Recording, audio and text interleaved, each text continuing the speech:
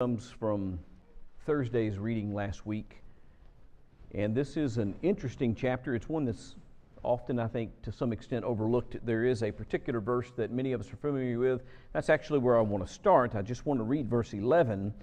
Again, I saw that under the sun the race is not to the swift, nor the battle to the strong, nor the bread to the wise, nor riches to the intelligent, nor favor to those with knowledge. But time and chance happen to them all. I think one of the things that is true about mankind is that we become focused on things that really aren't as important as we think that they are as we live our lives. The song that we just sang, the chorus recounts this: some build their hopes on the ever-drifting sand. And that is poetic language talking about the nature of the things that people put their hope in being things that are not in fact solid. It's drawn from that parable of the Lord, where we've got the one who built built their house on the sand, and one that built their house on the rock. And these people are building on the sand, or building on a foundation which is not solid, on their fame, on their treasure, on their land. Some people base it upon their health or their strength. Some people base it upon their influence and their power. Some people base it upon the position that they attain in this life, or the job that they attain in this life, or so many other things that consume our time. I did a little research trying to find out just how much time we spend on various things, and couldn't find it broken down the way that I wanted to present the information. But I will tell you this, that I did find a data source that had world numbers, not just for our nation, but nations throughout the world. The amount of time that's spent in work, the amount of time that's spent in sleep, the amount of time, and I was curious because I didn't see anything about study, about learning, about school, about that kind of stuff, until I looked closely at the chart. There was a little sliver, a little tiny sliver in between work and in between sleep that was accounting for all of the time that people spend reading and studying, that people spend in school, and all the various things that we do to acquire knowledge and understanding. And it was such a small sliver on the scale, there wasn't even room to put the number of minutes that people spend doing it within the mark. It was just a slightly different colored mark with a label at the top that told me what it was for. And that spoke volumes. We spend time at work, we spend time sleeping, we spend time eating, we spend time in leisure, we spend time doing all sorts of things. But we don't spend the kind of time in development and growth and the acquisition of knowledge and understanding and wisdom that we ought. In fact, the entire book of Ecclesiastes is a book about a man who set his heart to know and to learn and to figure out what life was really all about, what the purpose and the meaning behind human life was. That's the purpose of the book of Ecclesiastes. And the 9th chapter deals with some very important things, and I know that's somewhat of a macabre photo that I put behind me, but that's the topic of chapter 9. And that is exactly what we're supposed to be realizing, is that death happens to us all. And so read with me in Ecclesiastes 9. We're going to read the first 6 verses and then make some observations. But all this I laid to heart, examining all, how the righteous and the wise and their deeds are in the hand of God. Whether it is love or hate, man does not know. Both are before him. It's the same for all, since the same event happens to the righteous and the wicked, to the good and the evil, to the clean and the unclean, to him who sacrifices, him who does not sacrifice. As the good one is, so is the sinner. And he who swears is as he who shuns an oath. This is an evil in all that is done under the sun, that the same event happens to all. Also, the hearts of the children of man are full of evil, and madness is in their hearts while they live. And after that, they go to the dead. But he who is joined with all the living has hope. For a living dog is better than a dead lion. For the living know that they will die, but the dead know nothing. They have no more reward, for their memory of them is forgotten. Their love and their hate and their envy have already perished, and forever they have no more share in all that is done under the sun. Death happens to us all. That's the point. It doesn't matter whether we're talking about righteous men or we're talking about unrighteous men. The righteous deeds of the righteous, that's in God's hand. And when you look at the world itself, we see that the Son of Men just in general are full of evil. There's just evil everywhere that goes on. And this is what we see carried out before us day after day after day. But do you know what's true? Whether it is that handful of people that are being led by God and doing righteous, or the masses of people who are doing evil, it doesn't matter. They all die. It doesn't matter if you're rich or you're poor, you die. It doesn't matter if you're good or you're evil, you die. It doesn't matter if you worship or you don't worship, you die. That's the common thing about life. Hebrews chapter 9 and verse 27, it's appointed unto a man once to die. That's what's going to happen. It happens to all of us. But he puts something in there in the latter verses of this section that while we live, there's hope. And the reason for that is, he says, because the living realize that they're going to die.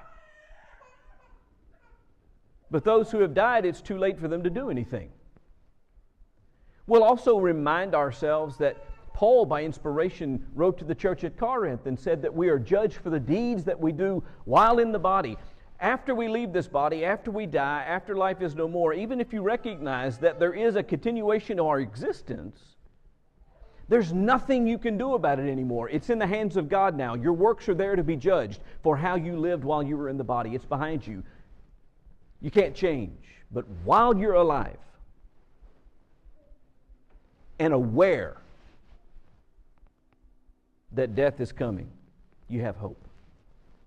You have hope to make adjustments. You have hope to seek out God. You have hope to make priorities that are different than the priorities that we see around us in this world.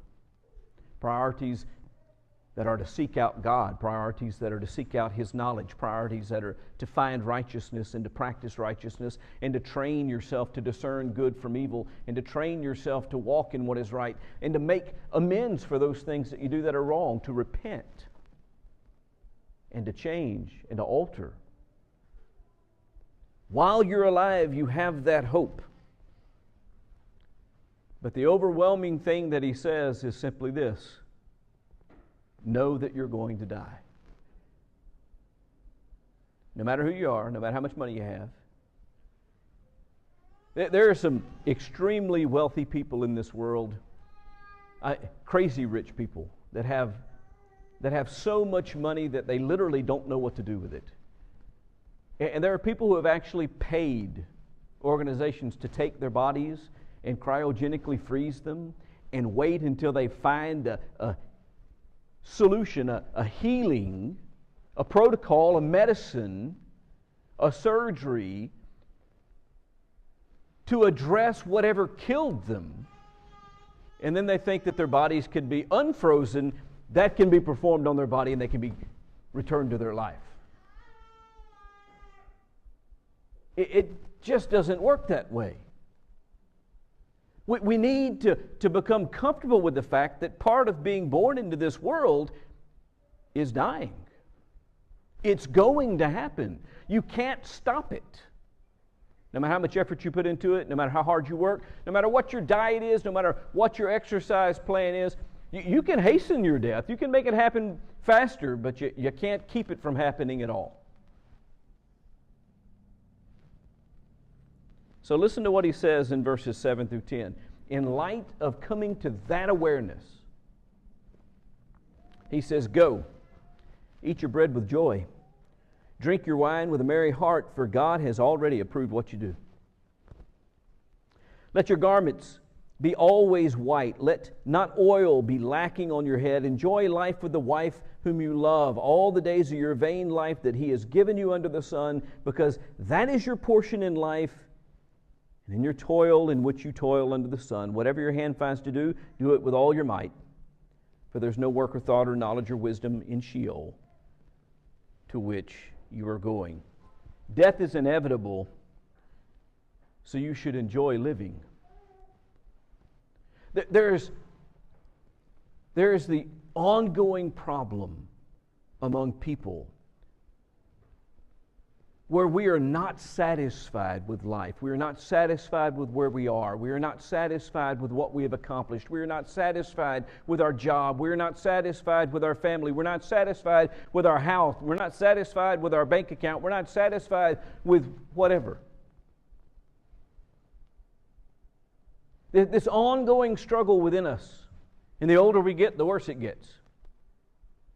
We have a name for it. The midlife crisis. That's the day you wake up and you realize, wait a minute, I'm not young anymore, I'm old.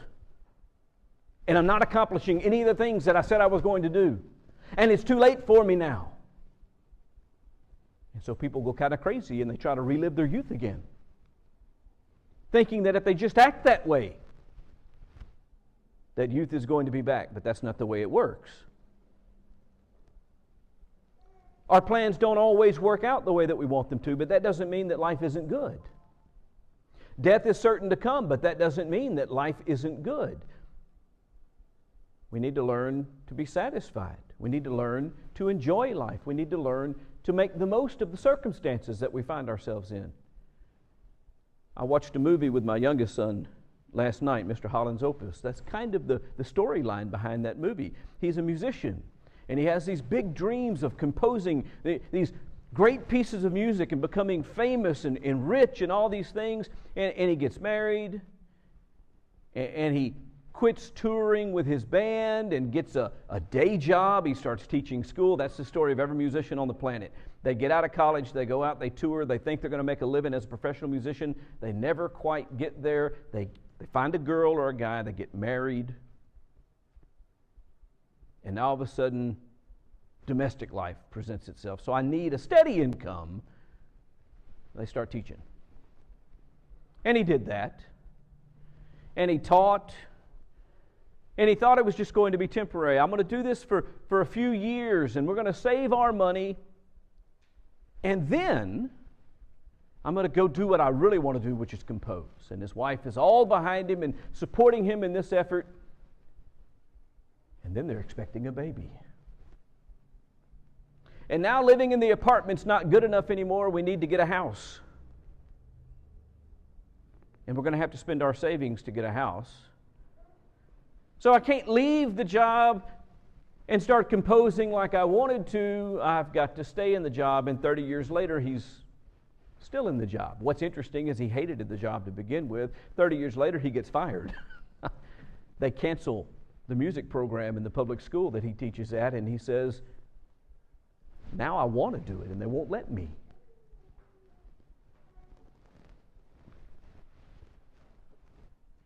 He's down in the dumps. He thinks he's a failure. He hasn't accomplished any of the things that he set out to accomplish.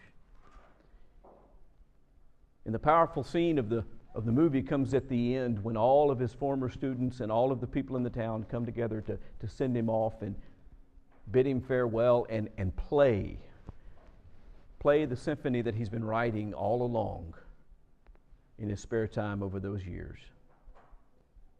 One of his former students is the governor of the state, and she is there to play in the band. And she explains to him, you've touched all of our lives, every person here. Don't think you're a failure.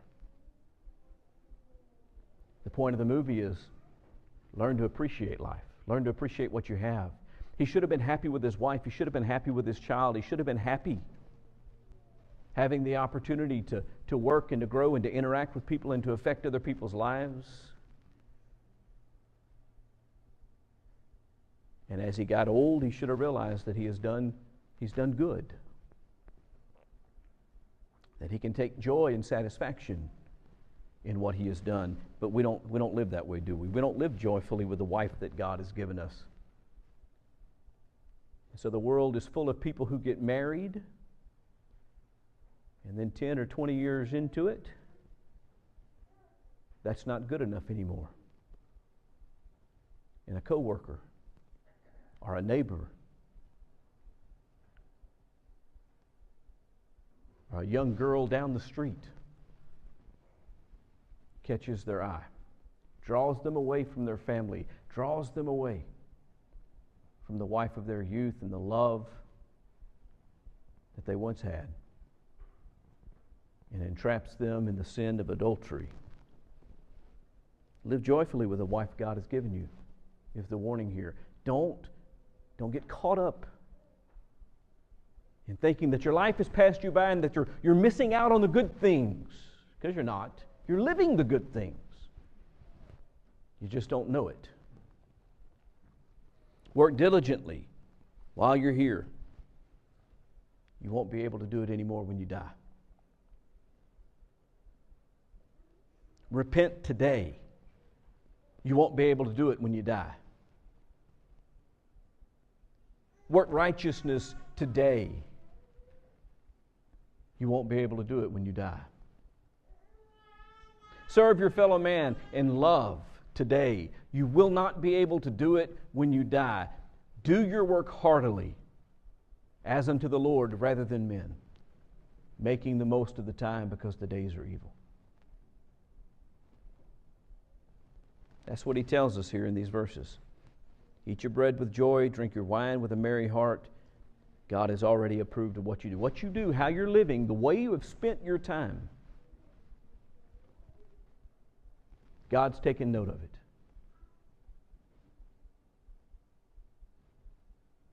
That is your life.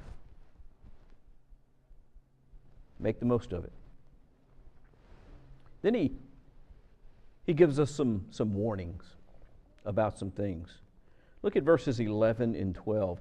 Again, I saw that under the sun the race is not to the swift, nor the battle to the strong, nor bread to the wise, nor riches to the intelligent, nor favor to those with knowledge, but time and chance happen to them all. For man does not know his time. Like fish that are taken in an evil net, and like birds that are caught in a snare, so the children of man are snared at an evil time when it suddenly falls on them. Time and chance happen to every single person in this life. Being swift does not mean that you will always win. Being wise, having understanding, being skillful at some task does not mean that you will always have food, that you will always have riches, that you will always find favor, that you will always be successful. Doesn't mean that. Time and chance happen to us all. I know people who have spent their entire lives working and saving for their retirement years, looking forward to that day in which they can quit working and they can sit back and take their ease and spend all of what they've amassed only to die.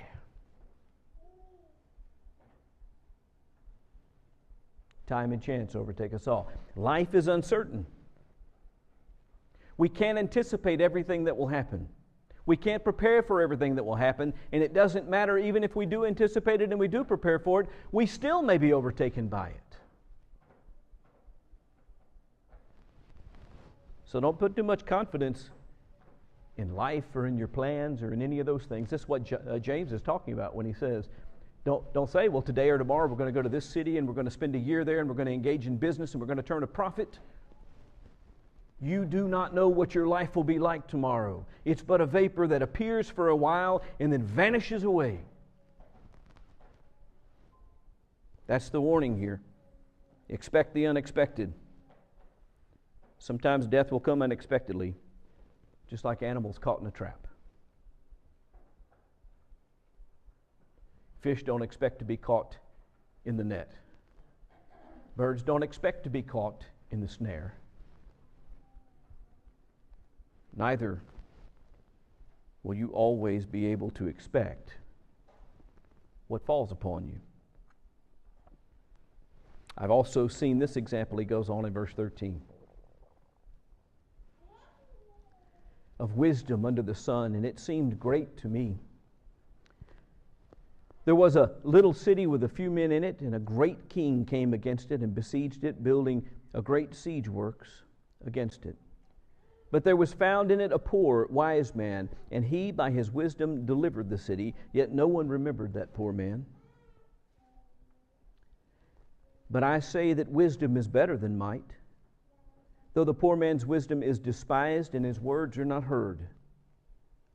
The words of the wise heard in quiet are better than the shouting of a ruler among fools.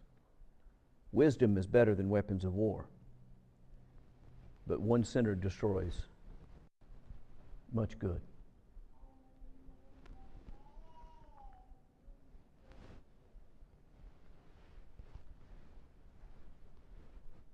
There's an idiom in our language that expresses the idea that people who seek after good things are unsuccessful. Nice guys finish last. Wisdom, the acquisition of knowledge, the understanding of God, righteousness, that doesn't elevate us in the eyes of men. That doesn't bring us success all the time. He describes here a small city that is besieged by a great army, and there's this one little old wise man in the city that delivers the entire city, and nobody even remembers what he did.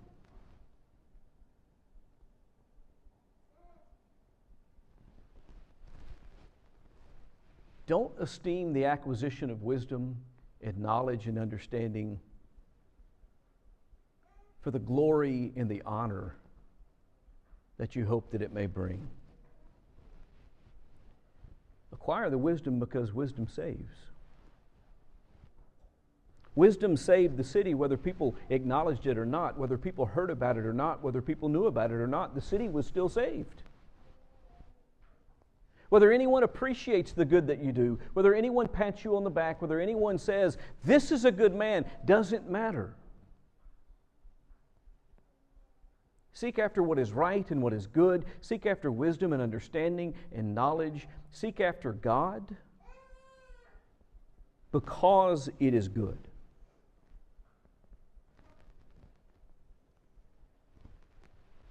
Wisdom can be found in the poor. Wisdom can be found in the wealthy. Wisdom can be found in the knowledgeable. In the well-known, and wisdom can be found in those who are not known at all. Doesn't matter. Those things don't matter. Wisdom is better than might. The poor man's wisdom is despised. His words are not heard, but wisdom is still better.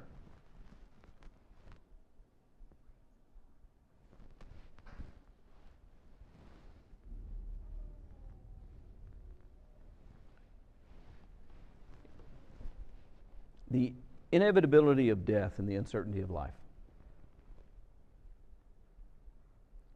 are the main points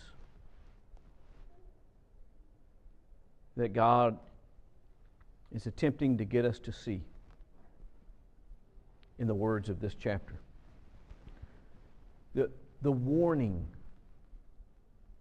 that even though we may, like the wise virgins, prepare and make ourselves ready, if we do that in the temporal realm, it may work to our benefit, it may not. Time and chance overtake us. You hear folks, you need to get an education, and I'm not talking bad about education. I think education's a good thing. But I'll tell you, don't put your hope in it. Because it doesn't matter if you have a master's degree, a doctor's degree, whatever degree. Time and chance can come into play. You might have a stroke and might not be able to talk and walk anymore. You may become stricken with Alzheimer's. I knew an 18-year-old boy who was literally a genius-level individual.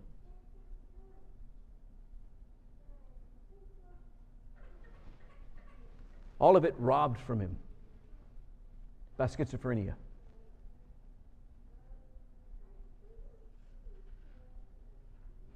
There's no hope to be placed in those things. You can do everything right and work hard and plan and still have it all pulled out from under you by time and chance. So God says, don't put your hope on the ever-shifting sand.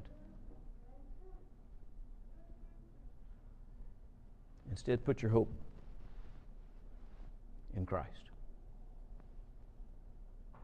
Put your hope in something solid, something that you know is not going to change, is not going to move. I am the Lord your God, I change not.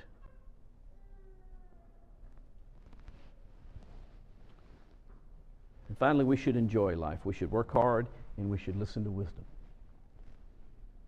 And by enjoy life, I don't mean that we should go out and play, that we should not take life seriously, that we should do whatever we want to and satisfy the flesh. Paul deals with that in the 6th chapter of Romans. You can read that on your own. Shall we continue in sin that grace may increase? God forbid. That's not what I mean by enjoy life. I mean just enjoy what you have. Enjoy the people who are around you. Enjoy where you are at. Enjoy the opportunities that come to you. Enjoy whatever it is that comes.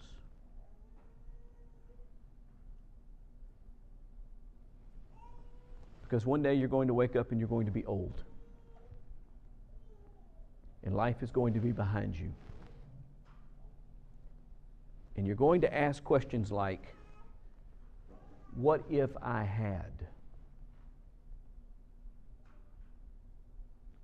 Or say things like, if I had only.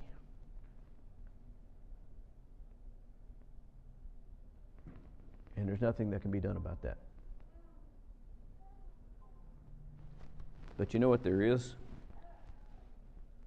There is for each one of us who are still numbered among the living, hope.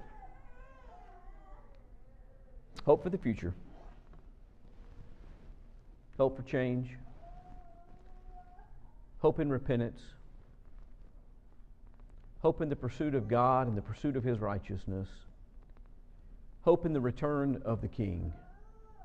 Hope in the trumpets of God sounding forth when the graves are open and the sea gives up the dead that are in it and the ground gives up the dead that's in it. Hope in the change when we are made to be like Him.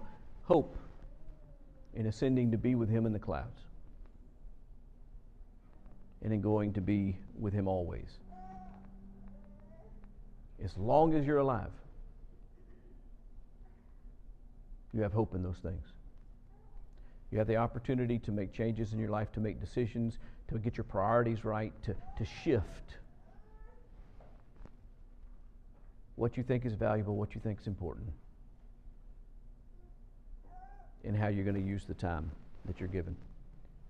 Think about these things. I hope I've said something to stimulate your mind, to give you something to think about, to challenge you. And if you're ready to make a change in your life, I encourage you to do it today. Start small, work every day, grow, and if we can